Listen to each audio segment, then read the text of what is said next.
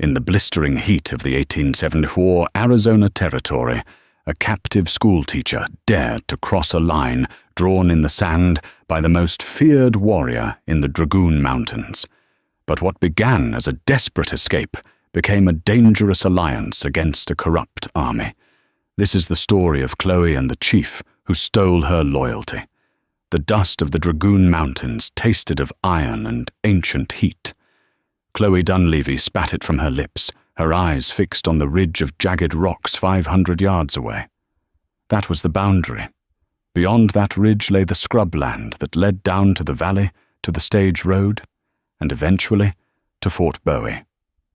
Behind her, the Apache camp was a hive of quiet activity. Smoke curled from wickiups, women were scraping hides, and children played a game with sticks and stones that looked deceptively innocent. They weren't watching her, or at least they pretended not to be. Chloe adjusted the torn lace of her bodice, a remnant of the life she had been dragged from 3 weeks ago when the raiding party hit the carriage outside of Tucson. She took a breath, the hot air searing her lungs, and took a step. Then another. She wasn't running. Running triggered the chase instinct in predators. She was walking, deliberately, calmly, as if she had simply forgotten that she was a prisoner of the Chiricahua renegades. 10 yards, 20. Her heart hammered against her ribs like a trapped bird. She could feel the silence stretching behind her, a rubber band pulled to its breaking point. She kept her eyes on the ridge. Just get to the rocks, she told herself.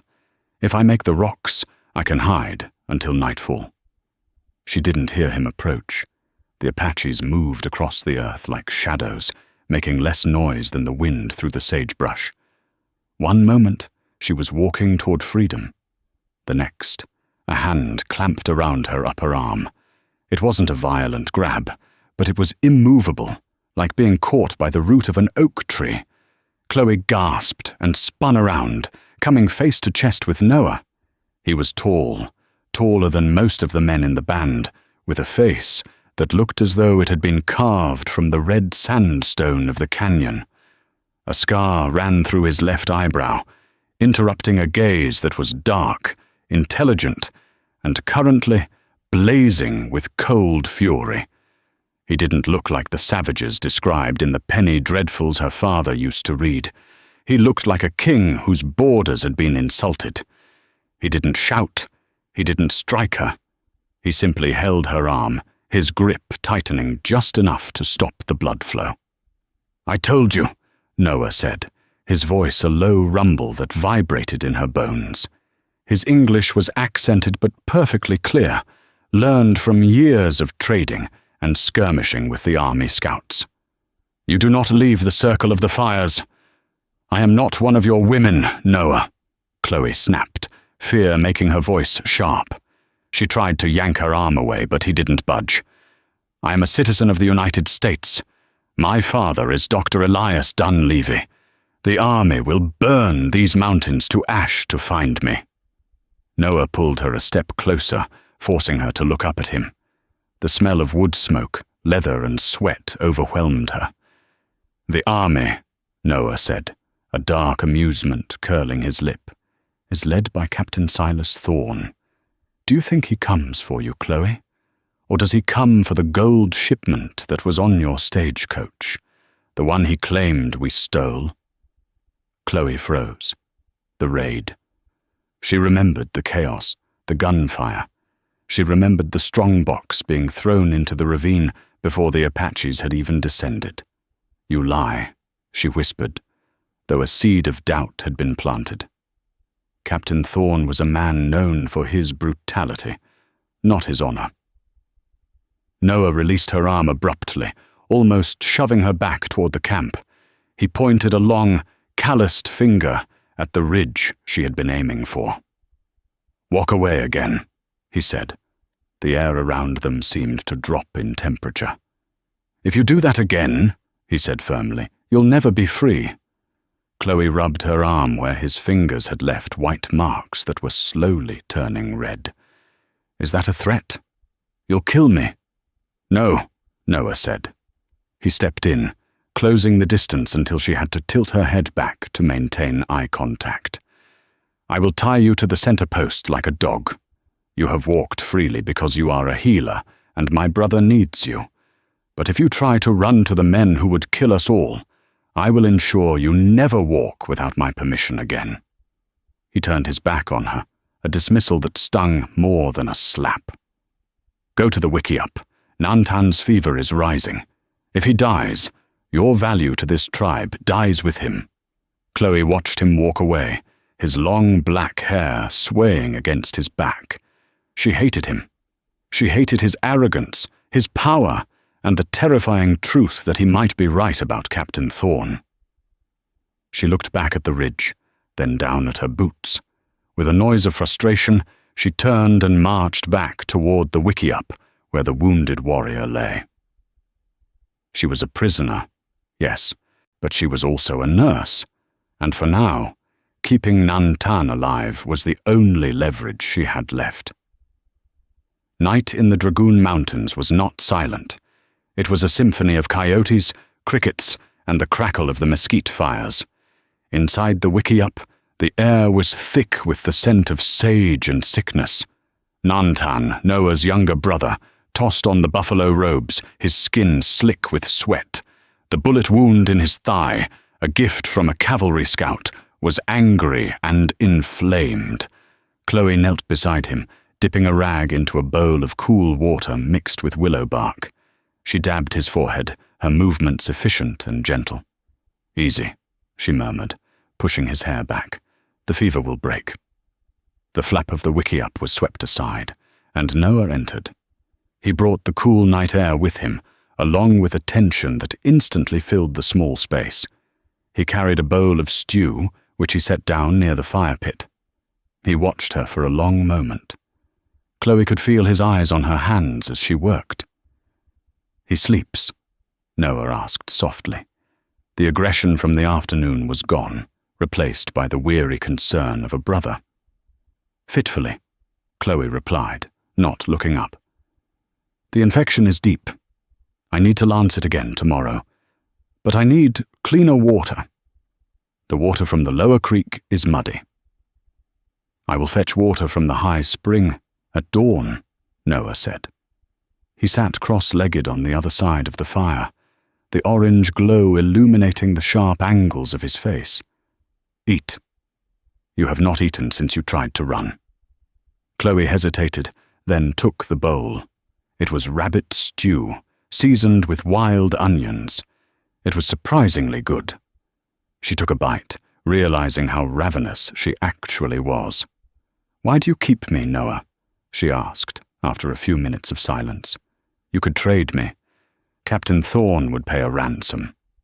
Noah poked the fire with a stick. "Thorne sent a scout 2 days ago, under a white flag." Chloe dropped her spoon. "What? Why didn't you tell me? He knows I'm here. He knows a white woman is here. He does not care who." Noah looked at her, his dark eyes intense. "He offered 5 rifles and 2 horses for your return, dead or alive." Chloe felt the blood drain from her face. "Dead? That makes no sense. My father is a prominent man. Thorne would want me alive to return to him. Unless you saw something," Noah said quietly, "on the stagecoach." Chloe's mind raced back to that day, the dusty road, the driver shouting, the sound of gunfire before the arrows flew.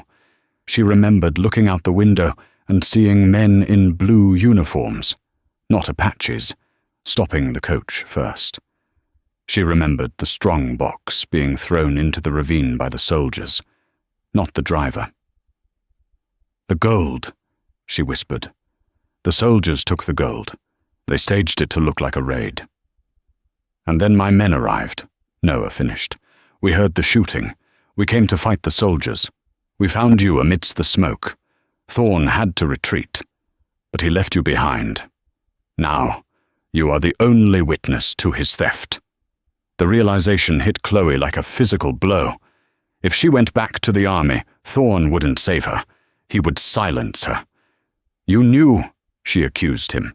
"You knew this whole time." "I suspected," Noah corrected. "I know Thorn. He is a wolf who eats his own kind. If I trade you to him, you will be dead before you reach the fort. He will blame it on my knife, and use your death to convince the general to wipe us out." Chloe set the bowl down, her appetite gone. She looked at Nantan, breathing shallowly, and then at the Apache chief, who was suddenly her jailer and her only protector. "So I am trapped," she said, her voice trembling. "If I stay, I am a captive. If I leave, I am a target." "You are only a captive if you fight the reality of your world, Chloe," Noah said. He used her name for the first time without a sneer. He reached across the fire. For a second, she thought he would touch her hand, but he picked up the water skin instead. "My people value strength. You showed strength today at the ridge. You show strength now, caring for a man who is your enemy." "He is a patient," Chloe said stubbornly. "I took an oath to your people, yet you apply it to mine." Noah stood up, his frame filling the wickiup. "Thorn is coming. His scouts are circling. We will have to move camp soon, deeper into the stronghold. It will be hard." He moved to the entrance, then paused, looking back at her. The firelight caught the gold flecks in her eyes, and for a moment the barrier between them, the war, the race, the history, seemed to thin. "Do not walk away again, Chloe," he said, his voice dropping to that husky register that made her skin prickle. "Not because I will tie you up, but because out there," he gestured to the dark night, "I cannot protect you, and I find I do not wish for you to die." He slipped out into the night, leaving Chloe alone with the sleeping warrior and the terrifying truth. The savage she feared was the only thing standing between her and a civilized murder. She looked at her hands. They were steady. She wasn't trembling anymore. Suddenly, a distant sound shattered the night. A gunshot. Then another. Chloe scrambled to the flap and looked out. High up on the ridge she had tried to reach that afternoon, a signal fire had been lit. But it wasn't an Apache fire. It was a flare. Captain Thorn wasn't waiting for a trade. He was coming. And he wasn't coming to rescue anyone. The flare painted the canyon walls in a ghostly, sputtering red light. For a heartbeat, the world held its breath. Then, the Dragoon Mountains erupted. The crack of Springfield rifles echoed off the canyon walls like thunder. Bullets chewed through the hide of the wickiups and kicked up geysers of dirt near the fire pit. The camp, previously a place of quiet tension, dissolved into chaos. Women grabbed children, melting into the shadows of the mesquite brush with practiced efficiency. The warriors, Noah's elite guard, returned fire instantly, their muzzle flashes blooming like angry flowers in the dark. Chloe didn't scream. Panic was a luxury she couldn't afford. She dropped to her knees beside Nantan, who was thrashing, wide awake and reaching for a weapon he didn't have. "Stay down!" Chloe hissed, pressing a hand to his chest. "You'll tear the stitches!" Noah burst into the wickiup. He held a Winchester lever-action rifle in one hand and a knife in the other. He looked like a demon of war, his face smeared with ash, eyes wild. "Can he move?" Noah demanded, his voice cutting through the roar of the skirmish outside. "He can't walk," Chloe shouted back. "The fever has taken his strength." Noah cursed in Apache. He slung his rifle over his back and scooped his brother up as easily as if Nantan were a child. He looked at Chloe. "Run to the horses. Do not stop. Do not look back.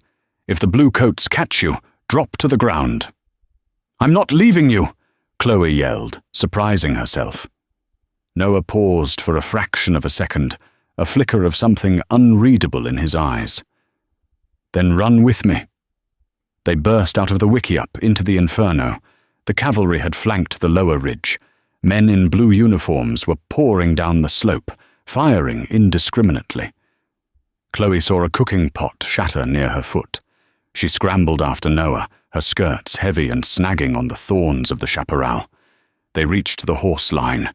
The animals were spooked, rearing and straining against their tethers. Noah threw Nantan onto a roan mare, tying his hands to the mane to keep him upright. He swung onto his black stallion, then reached down. His hand, large, calloused, and warm, hovered in the air. "Take it," he roared. Chloe grabbed his forearm. With a heave that nearly dislocated her shoulder, he pulled her up behind him. She wrapped her arms around his waist, burying her face in the leather of his vest. He smelled of gunpowder and sweat, a scent that was becoming terrifyingly familiar. They rode.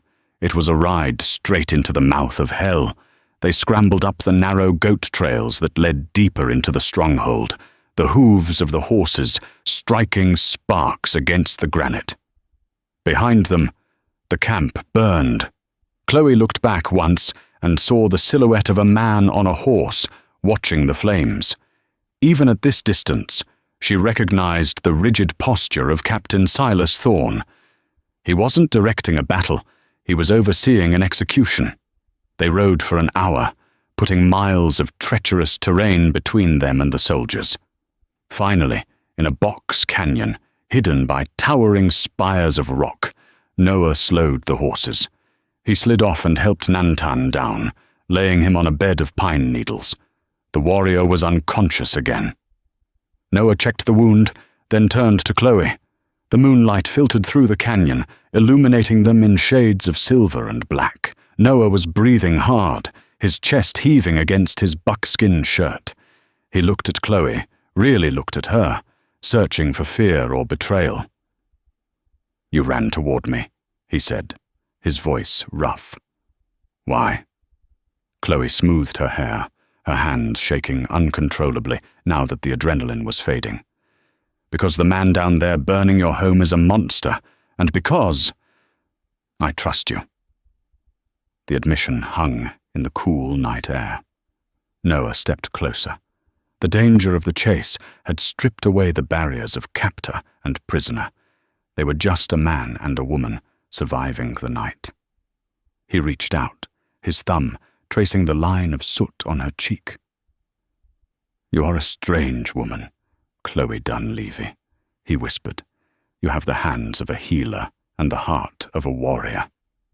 "I just want to survive, Noah." "No." He shook his head, his dark eyes locking onto hers. "You could have survived by waving a white flag. You chose to fight. That makes you Chiricahua." The intensity of his gaze made her breath hitch. He leaned in, and for a moment, Chloe thought he would kiss her. She wanted him to. She wanted to forget the soldiers, the gold, and the civilized world that had betrayed her. But he pulled back, his jaw tightening. "Thorne will track us. He is a bloodhound. He will not stop until the sun rises." "What do we do?" Chloe asked, the loss of his proximity making her feel cold. Noah looked at the entrance of the box canyon. "We stop running. We make him come to us on our terms. Tomorrow, we end this." The sun rose over the Dragoon Mountains like a bleeding wound, casting long red shadows across the box canyon. It was a dead end, a natural trap, or so it seemed. "They are here," Noah said from his perch on the rocks. Moments later, Captain Silas Thorne rode in with 10 soldiers. He smiled, a shark sensing blood. "Noah, come out! Give me the girl and I'll make your death quick!" Noah stepped into the light, unarmed and regal. "The girl is not yours to take, Captain." "She is a U.S. citizen," Thorne bellowed. "She is a victim." "Is she?" Noah looked at the boulders where Chloe hid. Chloe stepped out, leveling Nantan's Winchester rifle at the captain. Thorne's horse danced nervously. He hadn't expected her to be armed, nor did he expect the cold fire in her eyes. "Miss Dunleavy," Thorne stammered, his smile faltering. "Thank God. Step away from the savage." "Like you stepped away from the stagecoach driver?" Chloe's voice rang clear against the canyon walls. I saw you, Captain. I saw your men throw the strongbox into the ravine before the arrows even flew. You didn't come to save me. You came to bury the witness to your theft." The soldiers behind Thorn shifted uneasily. The young lieutenant looked from Chloe to his captain, confusion dawning on his face. "She's been brainwashed," Thorn screamed, panic cracking his voice. He drew his revolver. "Kill the savage, kill them both." "Sir, hold fire!" the lieutenant shouted. Thorn ignored him. He leveled his gun at Chloe. "Goodbye, Miss Dunleavy." Crack. A single shot echoed, but it didn't come from Thorn. A bullet from the high rim of the canyon struck the revolver, sending it spinning into the dust. Thorn shrieked, clutching his hand. On the cliffs above, 20 Apache warriors rose from the shadows, their rifles trained on the soldiers below. Noah hadn't been trapped. He had been the bait. "It is over, Thorn," Noah said calmly. The lieutenant drew his weapon, not on Noah, but on Thorn. "Captain, you are under arrest. We will let the general sort this out." He looked at Chloe. "Miss Dunleavy, if you ride with us, you can testify. You'll be safe at the fort." The path to civilization was open. Chloe looked at the soldiers, then at the rugged, unforgiving mountains. Finally, she looked at Noah. He stood silent, offering no promises but his presence. In his eyes, she saw the only truth that mattered. Chloe lowered her rifle. "Take the captain, Lieutenant. Tell the truth." "Are you not coming?" "No," Chloe said, walking to Noah's side. He took her hand, his grip firm and warm. "I am exactly where I belong." As the soldiers led the disgraced captain away, Chloe watched the dust settle. She was no longer a captive. She was the heart of the stronghold. She was finally free. In the end, freedom wasn't about returning to the life she knew, but choosing the life she believed in.